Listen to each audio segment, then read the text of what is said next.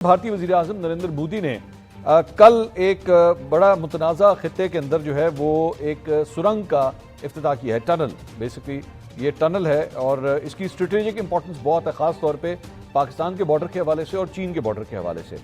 ये टनल जो है ये कारगिल, जहाँ पे कारगिल का सारा वाक़या पेश आया था, उससे तकरीबन 100 किलोमीटर दूर है और वहाँ पे ये टनल जो है वो बनाया गया है। और आम तौर पे ये जो सड़क है जहाँ पे ये टनल बनाया गया है, सोनमर्ग सुरंग इस जगह का नाम है, सोनमर्ग उस इलाके का नाम है और सुरंग जो है जो टनल बनाया गया है वो भी उस एरिया के अंदर मौजूद है।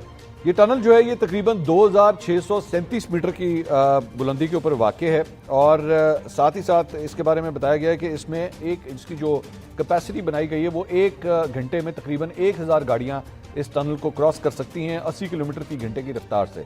लेकिन स्ट्रेटेजिकली जहां ये पाकिस्तान के बॉर्डर के साथ है, वहीं पे आगे चीन भी जो है वो इसी कॉर्नर के ऊपर जाके भारत के साथ जो है वो लगता है इसी एरिया के अंदर।